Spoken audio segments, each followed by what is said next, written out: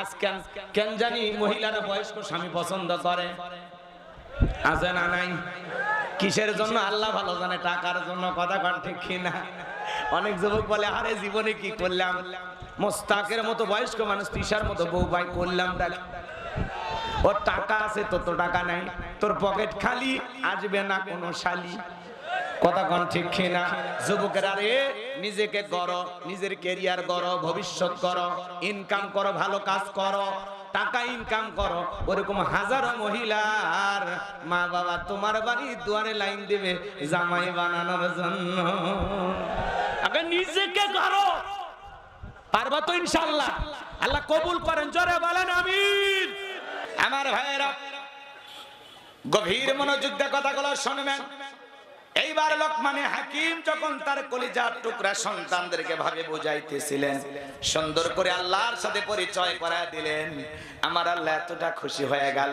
ডেকে বলে, লোকমান তুমি তোমার সন্তানকে আমার সাথে পরিচয় করায় দিলে, আমি আল্লাহ তাআলা তোমার সন্তানদেরকে তোমার সাথে পরিচয় করায় দিলাম। আমার আল্লাহ তখন বলেন, ওয়াসাইনাল ইনসানা বিওয়ালিদাইহি হামালাতুহু উম্মুহু وهنن على وهن وفصاله في عامين أن اشكر لي ولوالديك إلي المصير। সূরা লোকমানের 14 নম্বর আয়াত এটা। আল্লাহ রাব্বুল আলামিন বলতেছেন, আমি আল্লাহ তাআলা মানুষকে নির্দেশ দিয়েছি তারা যেন মাতা পিতার সাথে সদাচরণ করে, উত্তম ব্যবহার করে, কারণ তার মা কষ্টের পর কষ্ট সহ্য করে সন্তানটাকে গর্ভধারণ করেছে, 2-2.5 বছর বুকের দুধ পান করাইছে। সুতরাং মাতা পিতার সাথে সদাচরণ করো, উত্তম ব্যবহার করো। আমার ভাইয়েরা, আল্লাহ তাআলার সাথে যখন লোকমানে হাকিম তার সন্তানদেরকে পরিচয় করায় দিলেন, আমার আল্লাহ আবার খুশি হয়া সন্তানদেরকে মাতা পিতার সাথে পরিচয় করায় দিলেন। ভালো করে বুঝবেন, পয়েন্ট আগে বোঝেন। লোকমানে হাকিম আল্লাহর সাথে তার সন্তানদের পরিচয় করায় দিলেন, আল্লাহ তাআলা আবার খুশি হয়া সন্তানদেরকে মাতা পিতার খেদমত এবং তাদের মর্যাদা, তাদের গুরুত্ব তুলে ধরেছেন। সুবহানাল্লাহ বলেন। এটা মাথার ভিতর ঢুকার লাগবে, আর কিছুই না। এরপরে বসেন, এদিক খেয়াল করেন। আচ্ছা বলেন তো, পিতামাতার সাথে ভালো আচরণ করতে হবে, এই অর্ডার কার? পিতামাতার খেদমত করা দরকার আছে না নাই? এদিক খেয়াল করেন। মা বাবা কত বড় গুরুত্বপূর্ণ একটি নিয়ামত, এটা আপনাকে আমাকে বোঝা লাগবে। আপনারা ইউটিউবে সার্চ দেবেন, দিয়া সূরা লোকমানের বাংলা অনুবাদটা আগে শুনবেন, তারপরে লাগবে। ঠিক আছে তো ইনশাআল্লাহ?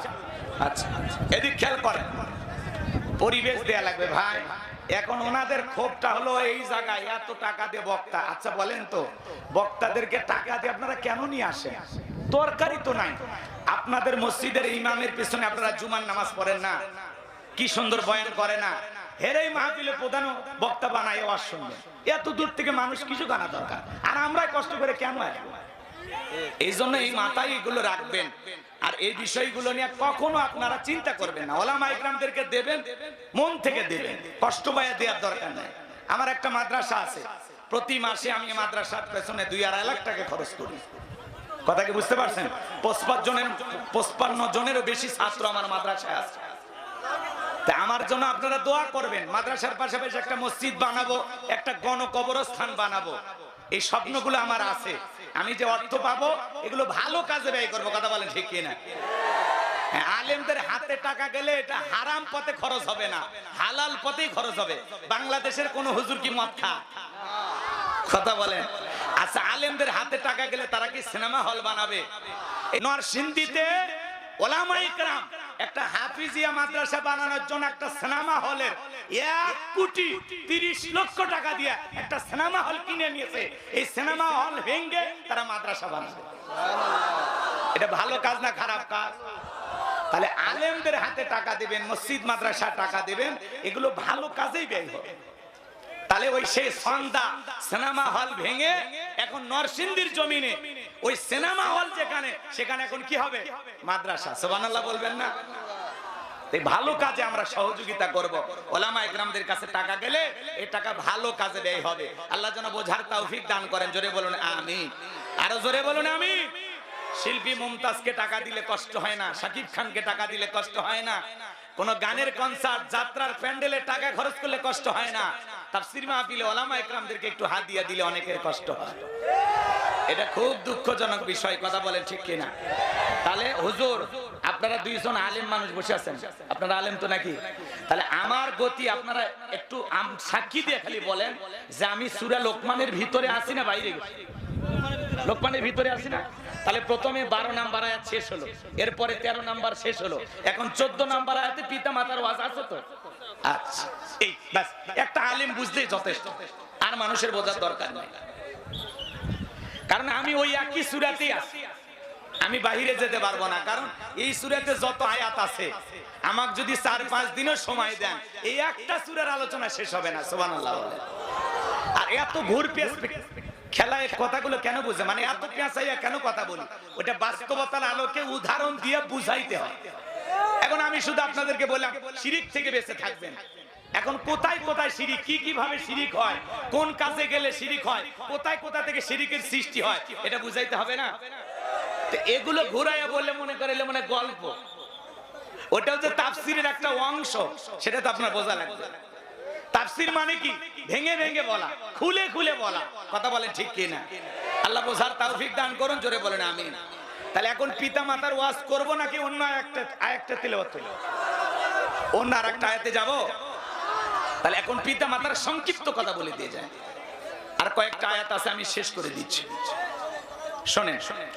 পিতা মাতার সাথে ভালো আচরণ কেন করব? কারণ আল্লাহ তাআলা নির্দেশ দিয়েছেন, ওয়াকাদা রাব্বুকা আল্লা তা'বুদু ইল্লা ইয়্যাহু ওয়া বিল ওয়ালিদাইনি ইহসানা। সূরা বনী ইসরাঈলের ভিতরে আল্লাহ পাক বলেন আমার ইবাদত করো, আমার ইবাদতের সাথে কাউকে শরীক করো না। আমার ইবাদতের পর তোমাদের দায়িত্ব হলো মাতা পিতার খেদমত করো, তাদের সাথে উত্তম আচরণ করো, ভালো ব্যবহার করো। বলেন আল্লাহু আকবার। পিতা মাতার সাথে ভালো ব্যবহার করতে হবে।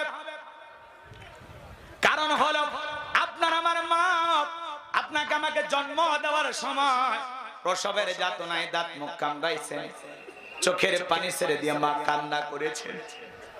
আমার ভাইয়েরা, মায়ের যে কত কষ্ট হয়েছে, কত ব্যথা হয়েছে, দুনিয়ার মা ছাড়া কেউ বুঝবে না।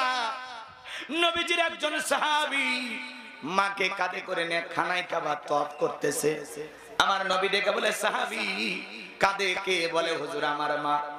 বিশ্ব নবী ডেকে বলে সাহাবী বড় ভালো কাজ করতেছো।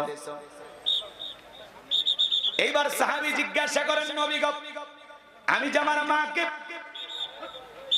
নিয়ে খানায় কাবা তওয়াফ করলাম, হজের কাজগুলো সম্পাদন করলাম, আমি কি আমার মায়ের হক আদায় করতে পেরেছি? বিশ্ব নবী ডেকে বলে সাহাবী আল্লাহ পাক যদি তোমাকে কিয়ামত পর্যন্ত হায়াত দেয়, আরে তুমি তোমার মাকে কাঁধে নিয়ে এমনি ভাবে হজ করো, খানায় কাবা তওয়াফ করো, তোমার মা তোমাকে জন্ম দেওয়ার সময় প্রসবের যাতনায় উ আ শব্দ করেছিল, ওই একটা উ আ শব্দের হক দুনিয়ার কোন সন্তান আদায় করতে পারবে না। এজন্য বিশ্বনবী বলেন হুমা জান্নাতুকা ওয়া নারুকা, তোমার পিতামাতাই তোমার বেহেশত, তোমার পিতামাতাই তোমার দোজখ। পিতামাতা খুশি, আরশের মালিক আল্লাহ খুশি। পিতামাতা বেজার, আরশের মালিক আল্লাহ বেজার। পিতামাতা কত বড় নিয়ামত। কোন সন্তান যদি মহব্বত আর ভালোবাসার নজরে মা বাবার চেহারার দিকে তাকায়, আমল নামায় আমার আল্লাহ পাক কবুল হজের সব লিখে দেয়। বলুন সুবহানাল্লাহ। মা সন্তানকে জন্ম দিতে গিয়া প্রসবের যাতনায় কান্না করে, চোখের পানি ছেড়ে দিয়া কান্না করে, ছোট্ট বালতি দিয়ে এক বালতির মতো রক্ত মা শরীর থেকে ঢেলে ফেলে দেয়। কত মা জ্ঞান হারায় ফেলে। কিছুক্ষণ পরে যখন হুঁশ ফিরে পায়, মা ডেকে বলে কই আমার সোনা মানিক, আমার কোলে দাও। মা সন্তানকে কোলে নেয়, গালে মুখে চুমা খায়, আর ডেকে বলে বাছা ধন বেঁচে থাক, আল্লাহ তোরে বড় মানুষ বানাক। যে মা নিজে না খায় আপনার আমার মুখে খাবার তুলে দিলেন, মা যে কত কষ্ট করেছেন, বাবা যে কত কষ্ট করেছেন, যে বাবা মাথার ঘাম পায়ে ফেলে আপনার আমার জন্য এতটা কষ্ট করলেন, এতটা পরিশ্রম করলেন, সেই মাতা পিতার সাথে ভালো ব্যবহার করার দরকার আছে না নাই? পিতা মাতার খেদমত করে, তাদের মুখে হাসি ফুটাইয়া, তাদের দোয়া নিয়া কারা কারা জান্নাতে যেতে চান? দুই হাত তুলে আমার আল্লাহকে একবার দেখান। পিতা মাতার খেদমত করবেন তো ইনশাআল্লাহ? আল্লাহ আমাদের সবাইকে পিতা মাতার খেদমতকারী সন্তান হিসেবে কবুল করুন। জোরে বলুন আমিন। আরেকটু জোরে বলুন আমিন। হাত নামান। এ যুবক, শ্বশুর বাড়ির পালসার ডিসকভার পাইয়া মা বাবাকে ভুলে যায় না। কথা বলেন না কেন? শ্বশুর বাড়ির একটু যৌতুকের টাকা পাইলে যুবক পাগল হয়ে যায়। পালসার গাড়ি নিয়ে শাশুড়ির দরজায় ব্রেক করে ডাক দিয়ে কয় আম্মা। শাশুড়ি কয় জামা একটা পাইছি। কথাই কথাই আম্মা কয়ে ডাক দেয়। ছোটবেলায় মাদ্রাসায় পড়েছিল, গুন্নার সব মুখস্থ। কথা বোঝেন না? শ্বশুরকে দেখা হলে ডাক দেয় আব্বা কেমন আছেন? আব্বা কোথায় যাচ্ছেন? শ্বশুর কয় আব্বা কইতে কইতে মুখের ফেনা তুলে ফেলে দেয়, জামা একখান পাইছি। ছোটবেলায় মাদ্রাসায় পড়েছিল, কলকলার সব হরফ মুখস্থ। বিয়ের পরে শ্বশুর শাশুড়িকে ডাক দেয় আব্বা আম্মা। মা বাবা হয়ে যায় বুড়া বুড়ি, তোর কপালত লাত্তিয়ার গুড়ি, মরার পরে ফেরেশতারা বাইরে ফুটা করবে ভুড়ি, জাহান্নামে হবে তোর বসত বাড়ি। আজকে সুন্দরী বউ পায়া পিতা মাতাকে ভুলে যায়, আলাদা করে খায়। আছে না এরকম? আচ্ছা, এখন এই কথাগুলো যদি বলি, আপনারা যদি বিরক্ত হন, আমার কিছু করার আছে? এগুলো কি একটা ওয়াজ বুঝানোর জন্য বলা দরকার আছে না? এগুলো বলতে হয়। যাই হোক, আমি আর বলবো না, আপনাদেরকে আর কষ্ট দেব না। শুধু এতটুকু অনুরোধ করে যায়, মা বাবার মনে কখনো কষ্ট দেবেন না। কারণ আপনি আপনার মা বাবার সাথে যে আচরণ করবেন, ঠিক আপনার সন্তান আপনার সাথে একই আচরণ করবে। এই জন্য মা বাবার মনে কষ্ট দেবেন না, দুঃখ দেবেন না। মা বাবা সন্তানের জন্য সবচাইতে বড় পীর। আপনি আপেল কমলা বেদেনা আলেমকে খাওয়ায়া পিসাবকে খাওয়ায় লাভ কি? আপনার আমার ঘরেই তো বড় পীর আছে। মা বাবারে খাওয়ান, তাদের দিল খুশি করেন, তাদের দোয়া নেন। পিতা মাতা দোয়া করলে রাস্তার থেকে আল্লাহ পাক আপনাকে কোটিপতি বানায় দিবে। আর পিতা মাতা যদি বেজার হয়, মন থেকে বদদোয়া করে, 10 তলা বিল্ডিং থেকে আল্লাহ রাস্তার ফকির বানায় দিতে পারে। এজন্য পিতা মাতার বদদোয়া না, দোয়া নিতে হবে। পারবো তো ইনশাআল্লাহ। কখনো মা বাবার সাথে খারাপ ব্যবহার করব না। বৃদ্ধকালে মা বাবার সেবা করব, যত্ন করব।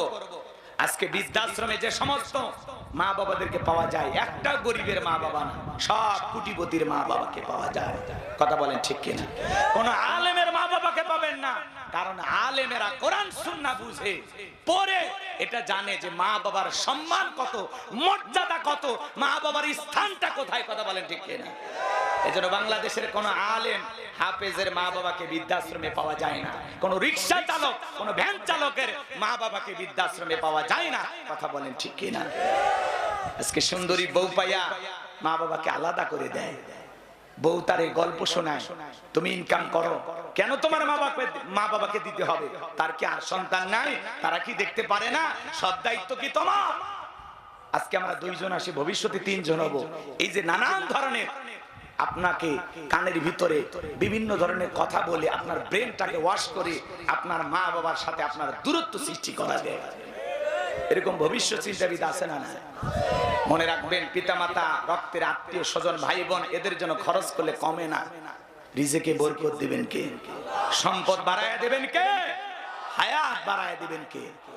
এই জন্য খবরদার মা বাবার সাথে কখনো অবহেলা করবেন না। চোখ রাঙায় কথা বলবে না। যুবক, কার দিকে চোখ তুলে কথা বলো, কার দিকে চোখ রাঙানি দেখাও? তুমি কি ভুলে গেছো এই সেই মা যে তোমার আমার পেশাব পায়খানা পরিষ্কার করে দিয়েছে? যেখানে বসায় রাখতো সেখানেই থাকতাম।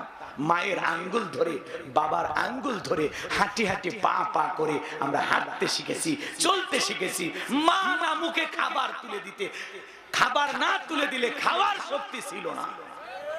যে মা তোমার আমার কান্না শুনে সংসারের সব কাজ ফেলায়া বুকের ভিতরে নিয়ে তোমার আমার মুখে খাবার তুলে দিয়েছে, সে মা বাবার সাথে খারাপ ব্যবহার করা যাবে? গালি দেয়া যাবে? কষ্ট দেয়া যাবে? আল্লাহ বলেন অকুল্লাহুমা কওলান কারীমা, সম্মান সূচক আচরণ করো, সম্মান সূচক আচরণ করো। এই জন্য নম্রতার সহিত, ভদ্রতার সহিত পিতামাতার সাথে ভালো ব্যবহার করব। আল্লাহ বোঝার তৌফিক দান করুন, জোরে বলুন আমিন। মা বাবার মনে কখনো কষ্ট দেব না, মনে থাকবে তো ইনশাআল্লাহ। আমার ভাইয়েরা, লোকমানে হাকিম তার কলিজার টুকরা সন্তানদেরকে একত্রিত করে আরো সুন্দর করে জানায় দিলেন, ইয়া বুনাইয়া ইন্নাহা ইন তাকুম মিসকালা হাববাতিন মিন খারদালিন ফাতাকুম ফি সাখরাতিন আও ফিস সামাওয়াতি আও ফিল আরদি ইয়াতি বিহাল্লাহ ইন্নাল্লাহা লাতীফুন খাবীর। সূরা লোকমানের 16 নম্বর আয়াত। শুনেন, লোকমানে হাকিম তার কলিজার টুকরা সন্তানদেরকে ডেকে বলতেছেন, বাবা তুমি যদি সরিষার দানার পরিমাণ কোনো কিছু করো, সেটা যদি আকাশে হয়, শিলা গর্ভে হয়, কিংবা মাটির নিচে হয়, যেখানে যা কিছু করো না কেন, তুমি যদি সরিষার দানার পরিমাণ কোনো কিছু করে থাকো, আল্লাহ পাক সেইটাও তোমার আমল নামায় হাজিরি করবে। আমার আল্লাহ সূক্ষ্মদর্শী, তিনি সর্ব বিষয়ে খবর রাখেন। গোপন প্রকাশের সব খবর একমাত্র কার কাছে? আরো জোরে বলেন, কার কাছে? সন্তানকে বুঝাইতেছেন, বাবা তুমি যদি আকাশে, মাটির নিচে, বনে জঙ্গলে যেখানে যা করো, সবকিছু আল্লাহ তাআলা দেখতেছেন। সবকিছু তোমার আমলনামার ভিতরে ডায়েরি করা হচ্ছে। তুমি যদি সরিষার দানার পরিমাণ ভালো কিছু করো, আল্লাহ ওইটাও আমলনামায় লিখবে। আবার সরিষার দানার পরিমাণে মন্দ কিছু করো, ওইটাও তোমার আমলনামায় লিপিবদ্ধ করা হবে। ফামান ইয়ামাল মিসকালা যাররাতিন খায়রান ইয়ারা ওয়া মান ইয়ামাল মিসকালা যাররাতিন শাররান ইয়ারা। বান্দারে, যাররা পরিমাণ, অণু পরিমাণে যদি নেক আমল করো, ওইটাও তোমার আমলনামায় লিপিবদ্ধ করা হবে। আবার যাররা পরিমাণ, অণু পরিমাণে যদি বদ আমল করো, সেইটাও তোমার আমলনামায় লিপিবদ্ধ করা হবে। কথা কি বোঝে? তাহলে সন্তানকে কি বুঝাইতেছে? গোপনে প্রকাশ্যে কোনো গুনাহ করা যাবে? কথা বলে না কেন? যুবক মনে করে না জঙ্গল প্রেম করার জন্য মঙ্গল। জঙ্গলে কেউ না দেখলে একজন দেখেন, তিনি কে? রাত 12টার দিকে কারো দরজায় যায় গল্প করতেছো, কেউ না দেখলে একজন দেখেন, তিনি কে? আরো অনেক কথা বলতাম, আপনাদেরকে কষ্ট দেওয়া যাবে না। আর ভাঙ্গা বাজারে চাঙ্গাবাজ হয় না। কথাকে বোঝেন নাই? তাহলে সন্তানদেরকে বুঝাইতে হবে, বাবা অনেকের সন্তান, ধরেন কারো কাছ থেকে আপনার ছেলে আম চুরি করে নিয়ে আসছে, আপনি যদি বলেন, বাপ রে বাপ, আমি জীবনে কোনোদিন মানুষের গাছের পাতা ছিঁড়তে পারি না, আর তুই আম চুরি করলি, বাপের বেটা সাদ্দাম, এটা বলে যদি ছেলেকে বাহবা দেন, আজকে আম চুরি করবে, কাল কাঁঠাল চুরি করবে, পরশুদিন মানুষের গরু চুরি করবে। আর ছেলেকে যদি বুঝান, বাবা মানুষের গাছ থেকে কখনো আর ফল মূল চুরি করবা না, আমি কোন আম চোরের বাবা হতে চাই না, বাজার থেকে যত লাগে আম কিনে খাওয়াবো। এই যে ছোট একটা ভুল করেছে, মানুষের গাছ থেকে আম চুরি করেছে, ছোটবেলায় শাসন করলেন, বুঝাইলেন, বললেন, এই ছেলেটা পরিবর্তন হবে কিনা? হবে। আপনার ছেলে পড়তে গিয়া তার বন্ধুর একটা খাতা বা কলম তুলে নিয়ে আসছে, আপনি তখন দেখলেন, অথবা আপনাকে বলতেছে, আব্বা এই কলমটা আমার এক বন্ধুর, আমি নিয়ে আসছি। তখন বলবেন, বাবা না বলে কারো কলম নিয়ে আসতে নাই, খাতা নিয়ে আসতে নাই, তোমার বন্ধুকে যা বলবা, ভুল করে আমি নিয়েছি, এই কথা বলে তাকে ফেরত দিবা। খবরদার আর কখনো নিয়ে আসবে না। তোমার কয়টা কলম লাগবে আমি কিনে দেব, কয়টা খাতা লাগে আমি কিনে দেব। এই যে ছোট ছোট ভুলগুলো সংশোধন করে দিলে সন্তানগুলো ভবিষ্যৎ ভালো হবে। কারো পুকুর থেকে মাছ চুরি করছে, বাবা খুশি হয়, এটা কার মাছ? কয় অমুকের পুকুরে জাল মাইরে মাছ চুরি করে নিয়ে আসছি, কয় যাক 2 মাসের বাজার বাঁচাইয়া দিলি। এরকম বাবা হওয়া যাবে না। কথাকে বুঝাইতে পারলাম? তো সন্তানের ছোট ছোট ভুলগুলো আমরা সংশোধন করে দেব। বাবা মানুষকে না বলে এটা আনতে নেই, মানুষকে না বলে কারো গাছ থেকে এটা চুরি করতে নেই। এভাবে আস্তে আস্তে ছেলেকে বুঝাইতে হবে যে ছোট গুনাহ করো আর বড় গুনাহ করো, আল্লাহ সব দেখেন। কথা বলেন ঠিক কিনা? আল্লাহ বুঝানোর তৌফিক দান করুন, জোরে বলুন আমিন। এরপরে লোকমানে হাকিম তার কলিজার টুকরা সন্তানকে বলতেছেন, ইয়া বুনাইয়া কিমিস সালাত হে আমার কলিজার টুকরা সন্তান, হে আমার বৎস, সালাত কায়েম করো, সালাত কায়েম করো। সন্তানদেরকে নামাজি বানানোর দরকার আছে না নাই? শুধু একা নামাজ পড়লে হবে? সূরা তাহরিমের 6 নম্বর আয়াতে আল্লাহ বলেছেন, হে ঈমানদারগণ, হে বিশ্বাসীগণ, তোমরা নিজেরাও জাহান্নামের আগুন থেকে বাঁচো, তোমার হাল পরিবার পরিজন যারা আছে তাদেরকেও জাহান্নামের আগুন থেকে বাঁচানোর চেষ্টা করো। কথা বলেন ঠিক কি না? সন্তানকে বলতে হবে, ইয়া বুনাইয়া আকিমিস সালাহ, হে আমার বৎস, হে আমার কলিজার টুকরা সন্তান, সালাত কায়েম করো। পরিবারের ভিতরে সালাত কায়েম করতে হবে। পৃথিবীর সফল বাবা তারা, যে বাবা তার ছেলের হাত ধরে মসজিদে নিয়ে যায়। কথা বলেন না কেন? আপনি একাই মসজিদে যান, ছেলেটা খেলা করতেছে, একবারও ডাক দেন না। ডাক দেন, আব্বা জান, আমার কলিজার টুকরা, আমার বাবা ইউসুফ কোথায়, আমার বাবা ইব্রাহিম কোথায়, আমার বাবা ইয়াকুব কোথায়? আব্বু আসো, একসাথে জোহরের নামাজ পড়তে যাব, গোসল করে নাও। ছেলেদেরকে গোসল করায় দিলেন, রেডি করলেন, বাপ ছেলে একসাথে মসজিদে গেলেন। এরকম পরিবেশ আমাদের পারিবারিক জীবনে কায়েম করার দরকার আছে না নাই? আপনি ফজরের সালাত করতে যাচ্ছেন, বিবিটা ঘুমাচ্ছে, ডাক দেন না, ও সোনা ওঠো, শেফালির মা ওঠো। কথা কয় না? আমি শুধু তোমাকে দুনিয়াতে পেতে চাই না, জান্নাতেও তোমাকে সাথী হিসাবে পেতে চাই। আমি মসজিদে গেলাম, তুমি ঘুম থেকে ওঠো।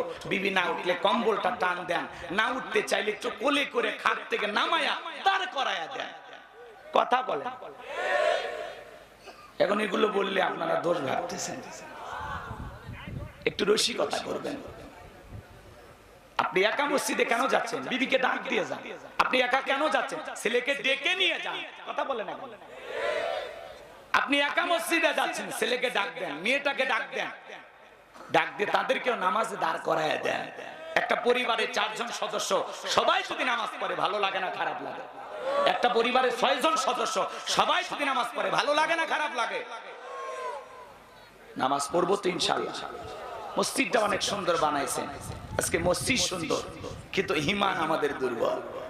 আগেকার মসজিদ গুলো কি ছিল? কাঁচা, কিন্তু মুসলমানদের ঈমান ছিল পাকা। বর্তমানে মসজিদ হয়েছে পাকা, মুসলমানদের ঈমান হয়ে যাচ্ছে কাঁচা। আগেকার মানুষদের ছিল অভাব, বড় ভালো ছিল তাদের স্বভাব। বর্তমানে মানুষদের নাই কোনো অভাব, নষ্ট হয়ে গেছে চরিত্র আর স্বভাব, সভ্যতা ভদ্রতা চলে গেছে।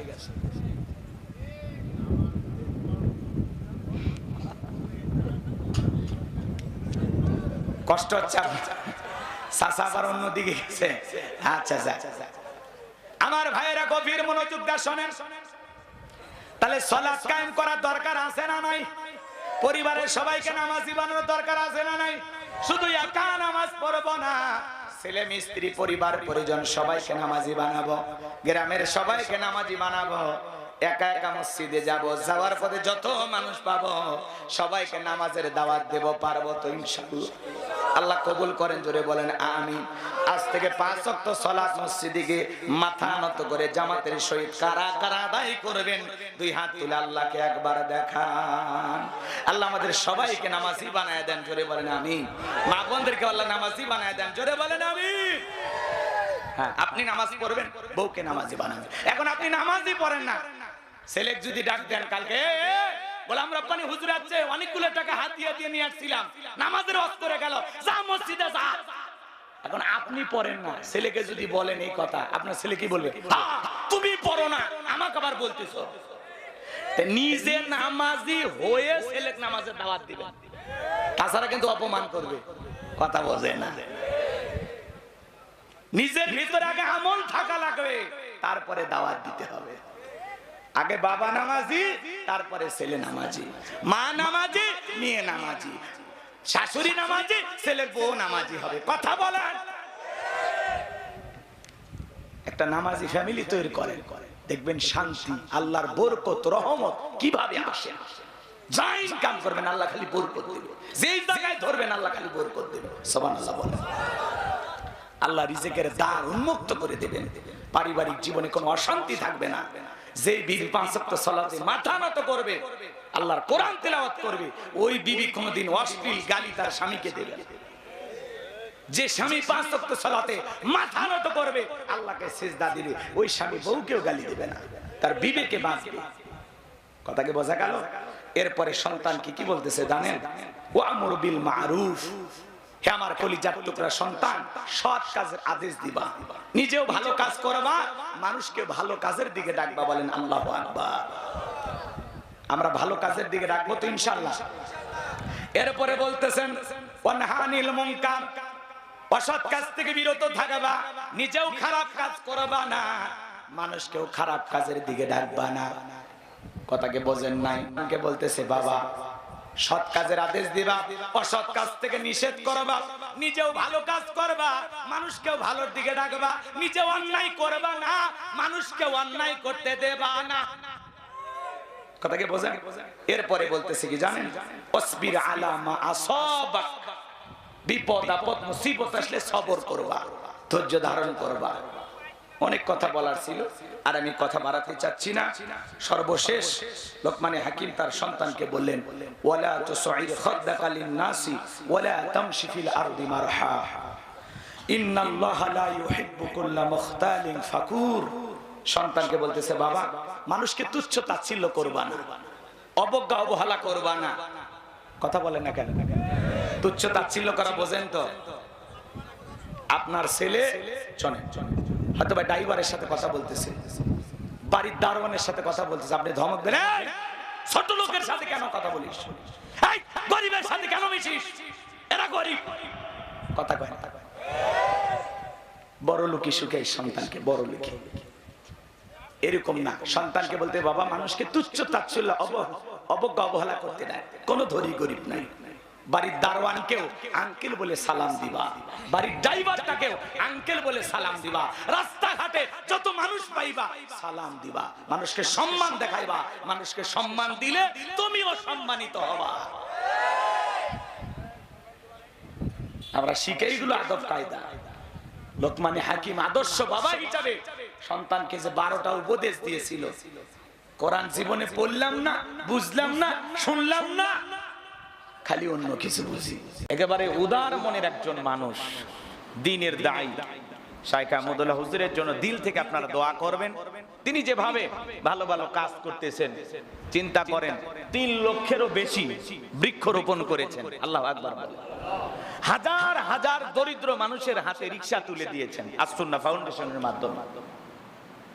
এইভাবে তিনি বন্যা কবলিত অসহায় মানুষ, যখনই বন্যা হয় সবার আগে শাইখ আহমদুল্লাহ হুজুরের টিম চলে যায়।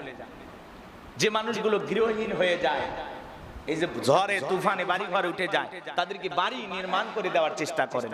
এইভাবে ভালো ভালো কাজ তিনি করতেছেন। হাজারো যুবকদের প্রশ্ন তিনি সেগুলো বেছে বেছে উত্তর দেওয়ার চেষ্টা করেন এবং সঠিক সমাধান এমন ভাবে দরদ মেখে কথাগুলো বলেন যেটা শোনার পর একজন যুবক পরিবর্তন হয়ে যায়। একজন মানুষের দিলের ভিতরে যা প্রশ্ন থাকে সব পরিষ্কার হয়ে যায়। আল্লাহু আকবার। এই জন্য দিল থেকে তার জন্য দোয়া করব। এরকম একজন আলেম টিকে থাকা দরকার আছে। এরকম আলেম আমাদের বাংলাদেশে আরো হাজার হাজার প্রয়োজন আছে। শাইখ আহমদুল্লাহর মতো আলেম বাংলাদেশে হাজার হাজার প্রয়োজন, যাদের মাধ্যমে দ্বীনের খেদমত হবে। তারা উম্মতের দরদি আলেম, দ্বীনের দায়ী। তাদের কথার মাধ্যমে দেশ এবং জাতি উপকৃত হচ্ছে, হাজার হাজার যুবকেরা পরিবর্তন হচ্ছে, তার মাধ্যমে সমাজে হাজারো ভালো কাজ চালু আছে। কথা বলেন ঠিক না? এই জন্য তাকে নিয়ে আমরা সমালোচনা করা থেকে বিরত থাকবো।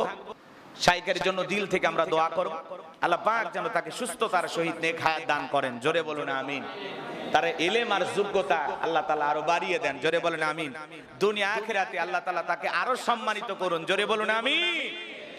সম্মানিত হাজিরিন, যে কথাটা আমি আপনাদের উদ্দেশ্যে বলছিলাম, দিল দিয়ে কথাগুলো বোঝার চেষ্টা করবেন। তাহলে আমি সূরা হুমাযা থেকে আপনাদের সামনে যে 9টি আয়াত কারিমা তেলাওয়াত করে কথাগুলো বোঝানোর জন্য চেষ্টা করলাম, এখান থেকে আপনারা 2টা বিষয় যদি পরিষ্কার থাকতে পারেন, তাহলে হুতমা নামের জাহান্নামের আগুনে আপনাকে জ্বলতে হবে না। আগুনের ঢাকনা দিয়া চিন্তা করেন শাস্তি দেওয়া হবে। মুখের উপরে কি দিবে? ঢাকনা দিবে, তার ভিতরে ঢুকে রাখবে, বিশাল একটা গর্ত বানাইয়া। চিন্তা করেন, তাহলে 2টা বিষয় আপনাকে আমাকে ছেড়ে দিতে হবে। বলেন তো কয়টা বিষয়? একটা হলো কি? ওয়াইলুল লিকুল্লি হুমাযাতিল লুমাযা। দুর্ভোগ রয়েছে এমন এমন ব্যক্তির জন্য যারা সামনে পিছনে মানুষের বদনাম করে, পরনিন্দা করে। তাহলে পরনিন্দা থেকে বেঁচে থাকার দরকার আছে না নাই? জোরে বলেন। আমি গত 2 জুমা ধরে যে আপনাদেরকে যে আলোচনাটা করে বুঝাইলাম, আপনি নিশ্চিন্তপুরে বৈশা সমালোচনা করেন আর বগুড়া সার মাথায় বসে সমালোচনা করেন, সেটা আপনার ব্যক্তিগত বিষয়। কেউ আবার রাস্তা দিয়ে মোটরসাইকেল নিয়ে যাচ্ছে, অথবা রিক্সায় যাচ্ছে, অথবা হুন্ডাই যাইতেছে, আপনি দেখে এই যে ইশারা ইঙ্গিতে অঙ্গভঙ্গির মাধ্যমেও এটা বোঝানো যাবে না যে লোকটা খারাপ বা লোকটা বাজে। কথা কি বুঝাইতে পারলাম? ইশারা, অঙ্গভঙ্গিতে, আচরণের দ্বারা, কথার দ্বারা, কোনো কিছু দ্বারা এটা প্রকাশ করা যাবে না যে লোকটার নিন্দা আমি করলাম। মুখ দিয়ে তো বলাই যাবে না, সামনে হোক পিছনে হোক কারো বদনাম করার সুযোগ নাই। কথা কয় না? করার সুযোগ আছে। আচ্ছা, মানুষের বদনাম করে আপনার লাভ আছে? আপনি যদি কোনো ব্যক্তিকে নিয়ে নিশ্চিন্তপুর বাজারে সমালোচনা করেন, আপনার বিকাশে কি 500 টাকা ঢুকবে? কথা কয় না। তাহলে আপনি কি 1 শতক জমির মালিক হবেন? তাহলে আপনি খামাকা টাকাও পাইতেছেন না, সম্পদও পাইতেছেন না, উল্টো নিজেকে হুতমার আসামি বানাইতেছেন, এই হুতমা নামের জাহান্নামের কয়েদি বানাইতেছেন। কেন রে ভাই? কি দরকার মানুষের সামনে পিছনে সমালোচনা করার? কি দরকার? কথা কয় না। এই যে পরনিন্দা, নিন্দা করা মানুষের কেন দরকার? আপনার কি দরকার? আমরা এত আলোচনা শুনি, কোরআন তিলাওয়াত করে বুঝাই, হাদিস তিলাওয়াত করে বুঝাই, তারপরে কেন সংশোধন হই না? শয়তান কি আমাদেরকে এমন ভাবে ধরেছে যে আসলে কি আমরা শয়তানের মুরিদ হয়ে গেছি? হ্যাঁ, আল্লাহর কোরআনের আয়াত তিলাওয়াত করে আপনাদেরকে বুঝাই, তারপরে যদি আপনারা না বোঝেন তো ভাই আর কি বুঝাবো? তাহলে 1 নাম্বার, এই হুতমায় যাবে কারা? যারা পরনিন্দা করে। খবরদার, আজ থেকে নিয়ত করেন, কোন মানুষের সামনে হোক পিছনে হোক বদনাম করব না, নিন্দা করব না, সমালোচনা করব না। পারলে মানুষকে নিয়ে ভালো ধারণা রাখবো, সুধারণা রাখবো। সবসময় ভাববো যে আমি পাপী, সবসময় ভাববো আমি গুনাহগার, সবসময় মনে করবো আমার খাসলাত খারাপ, সবসময় মনে করবো আমি আসলে অপরাধী, আমি গুনাহগার, আমি পাপী, আমি খারাপ। কথা বলে না কেন? আমি কেন বলতে যাব মুখ খারাপ, বাসা খারাপ, তুমুক খারাপ? কথা বোঝেন না? অমুক খারাপ, মুখলেস খারাপ, মতলেব খারাপ, কেন বলবো রে ভাই? আমি আমি আমি খারাপ, আমি আব্দুল্লাহ খারাপ। কথা কয় না?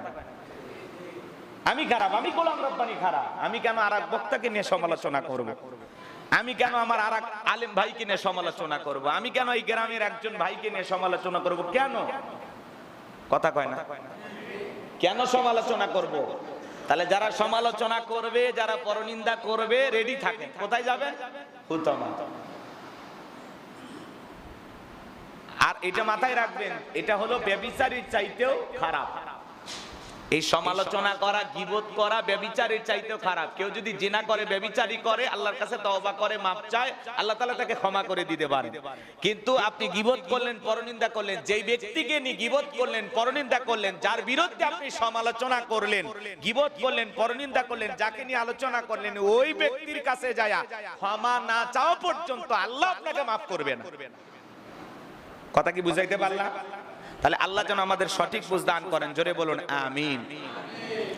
আর কি 2 নাম্বার অপরাধ কি? আল্লাযী জামআ মালা ওয়া আদ্দাদা। যারা কারিকারি অর্থ জমা রাখে, সম্পদ জমা রাখে এবং এগুলোকে গুনে গুনে রাখে, আর মনে রাখে, মনে মনে এইটা ভাবে ইহসাবু আন্না মালাহু আখলাদা, তার এই সম্পদ, তার এই অর্থ তাকে দুনিয়ার জমিনে স্থায়ী করে রাখবে, চিরকাল টিকে রাখবে, তাকে অমর বানিয়ে রাখবে। এই সমস্ত ব্যক্তিদের জন্যই হুতম। কথা কি বুঝাইতে পারলাম? তাহলে আমরা যেন এই 2টা অপরাধ ছাড়তে পারি। 1 নাম্বার পরনিন্দা, সামনে হোক পিছনে হোক কারো বদনাম করব না, কারো পরনিন্দা করব না, কারো গীবত করব না, কাউকে নিয়ে সমালোচনা করব না, কোন ধরনের বাজে মন্তব্য করব না। পরনিন্দা করা থেকে আমরা বিরত থাকব, গীবত করা থেকে বিরত থাকব ইনশাআল্লাহ। কারা কারা আজ থেকে গীবত ছেড়ে দিবেন দেখি তো, হাত তোলেন। বুঝেন? হাত তুললেন, এরপরে কিন্তু কাউকে নিয়ে না, আর কোনো মানুষকে নিয়ে নাক গলাবেন না। আরে ভাই মানুষকে নিয়ে আলোচনা করে আমার লাভটা কি? আমার লাভ তো নাই, লস। কথা কয় না? আমি যত বেশি পরনিন্দা করব, যত বেশি মানুষকে নিয়ে গীবত করব, যত মানুষের সামনে পেছনে সমালোচনা করব, তত আমি কোথায় যাচ্ছি? অগ্রসর হচ্ছি হুতামার দিকে। এই হুতামা এমন এক আগুন যেটা মানুষের হৃদয় পর্যন্ত পৌঁছে যাবে, এমন ভাবে গ্রাস করে ফেলবে, এমন ভাবে এই জাহান্নামের আগুন চূর্ণ বিচূর্ণকারী একটা আগুন আপনাকে এমন ভাবে ধরবে যে ওই জাহান্নামের ভিতরে আপনাকে দিয়া ঢাকনা দিয়া তারপরে কি গুতানটা গুতাবে, কি পিটানটা পিটাবে, কি মাড্ডা হবে, কি ধরনের শাস্তি হবে, ঢাকনা লাগাইয়া চিন্তা করা যায়। হ্যাঁ, তাহলে আপনি চিৎকার করতেছেন, কাহাজারি করতেছেন, কান্নাকাটি করতেছেন, আপনার চিৎকার কেউ শোনে না। তার মানে চিৎকার কম হবে না বেশি হবে? আওয়াজটাকে সাইলেন্ট করার জন্য ঢাকনা লাগাইয়া দিবে। কেন? তার মানে ওই আগুন এমন আগুন, ওই আগুনের শাস্তি এতটা তীব্র, এতটা ভয়ঙ্কর, চূর্ণ বিচূর্ণকারী আগুন বলা হয়েছে। তাহলে চিন্তা করেন কত বড় মারাত্মক আগুন আল্লাহ তাআলা রেডি করে রেখেছেন এই পরনিন্দাকারী, সমালোচনাকারী ব্যক্তিদের জন্য।